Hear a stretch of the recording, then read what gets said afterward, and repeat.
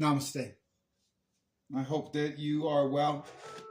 And if you're not, I hope that you have a chance to feel well, to be well, and to live this life with joy, with passion and purpose. Remember that you deserve more love, not less.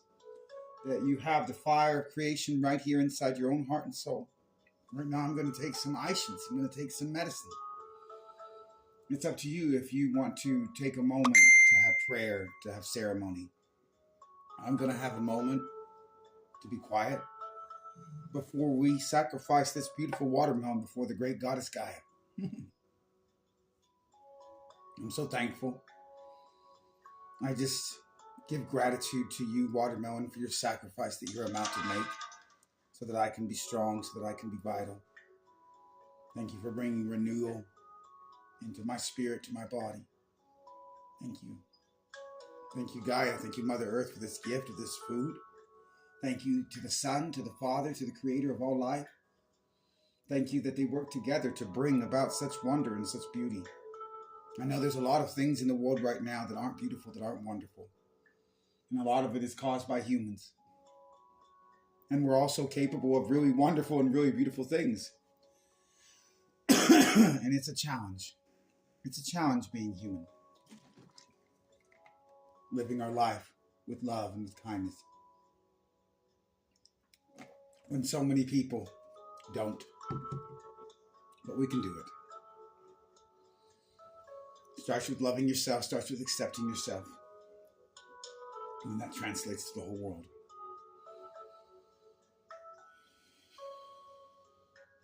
I invite you to take a moment to be quiet and to just breathe.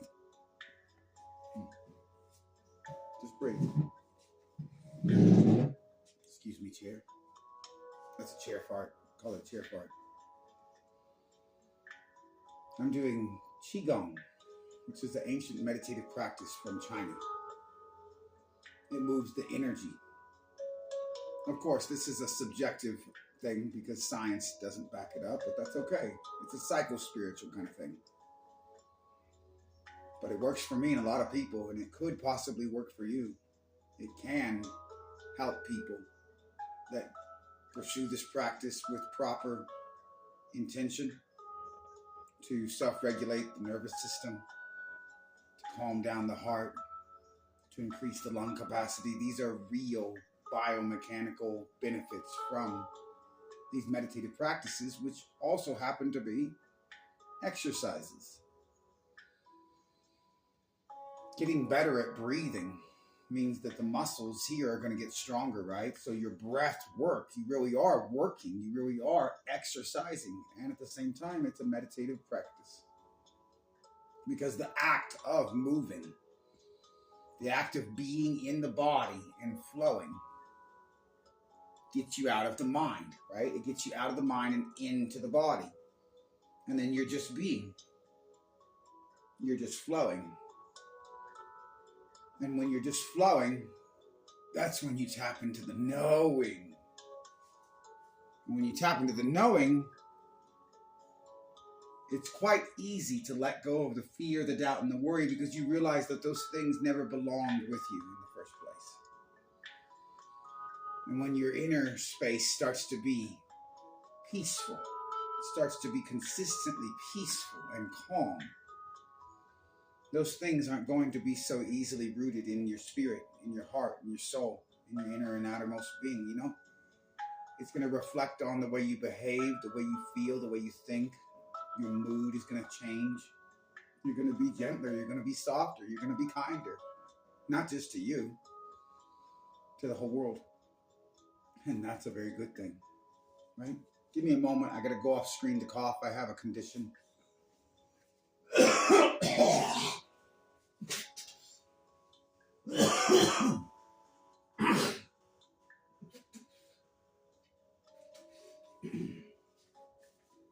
Yeah, I have a condition of eating dairy and it causing mucus. I need to stop it. So yeah, I teach yoga, tai chi, breathwork, meditative arts in general. I am a natural health practitioner, healer. You could call me a spiritual life coach and guide. I haven't been trained by anyone. I've just answered a call in my own heart, and everything I share is based upon my own curated life experience. It may or may not work for you, but it's your decision whether you decide to do any of the things I share with you, and you accept full liability, by the way, if you decide to do any of the things that I share with you. If you decide to practice these things in your own life, it's up to you to do them correctly. It's up to you to do them safely. I'm not at risk whatsoever. I accept zero liability. That's your decision to do yoga, tai chi, qigong, breath work, or any other kind of thing that I might share with you. Maybe I share with you how I eat. That's your decision. Maybe I share with you the way that I wash my hair. It's your decision whether you want to do it the same way I do it. I could talk to you about natural soap. It's your liability and your risk on your shoulders if you decide to go out and research it and start teaching yourself how to make natural soap. And if you happen to burn your hand with hot molten soap, that's not my fault, right? Right? I'm not liable for that. You're the one that chose to access that information. So just remember that. Be a responsible adult. Make sure that you're doing things properly and safely. Sure, these things are wonderful, and they can definitely help a lot of people because I've noticed that they seem to, both at the physical level and at the nervous system level. Forget about the psycho-spiritual. At the nervous system level and at the physical level, these things do exercise the body, do strengthen lung capacity, and they do help you to reset the nervous system, which is a scientific principle, and calm down the human animal that this consciousness is inhabiting, right? Whether that consciousness is from a spiritual source or not, right? So science can at least validate that yoga, tai chi, qigong, meditative breath work do have real physical effects on the human body and the human condition as the result of doing these practices. They can't validate the spiritual aspect, but that's okay. That's okay. That's up to you to decide, right?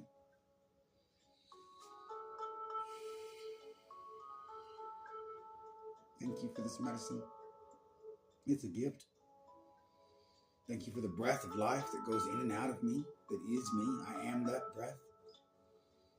Thank you that this medicine helps to bring relief, helps to bring clarity, helps to bring ease and relaxation so that I can have a better quality of life. Thank you for blessing me with it.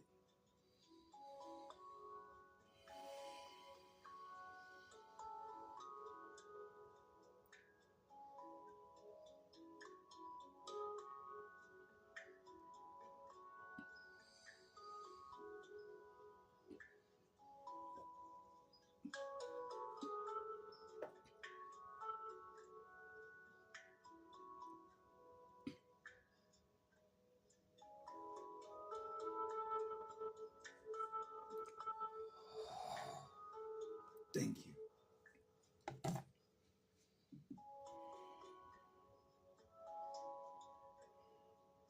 Knife strike strong and true.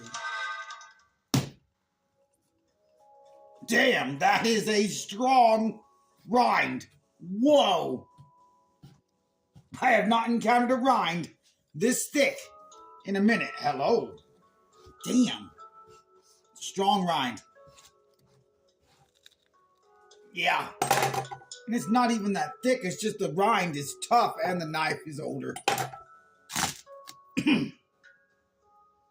The melon is ripe, but not bad.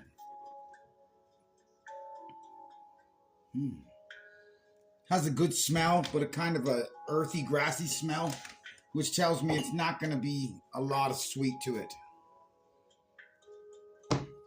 But yeah, I wish I had a seeded melon. I really do.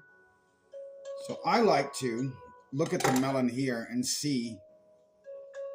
Right, we got a perfect cut. Look at that. I mean, we did.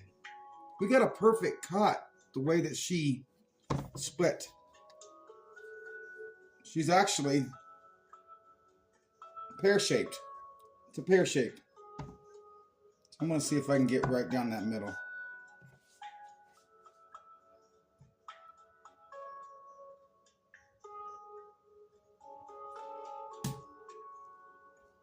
Yeah, The fruit itself is really, really tough. Which tells me it's not going to be as easy to chew as normal.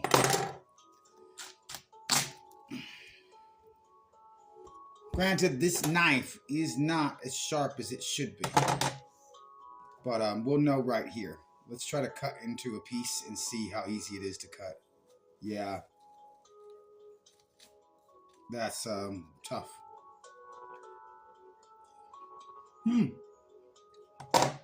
But really fucking sweet. I was wrong.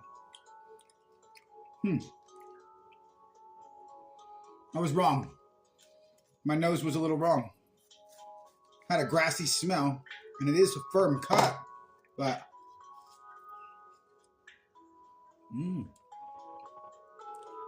nice. Not bad. All right. Let's end this at 11 minutes and 11 seconds. Peace, love, unity.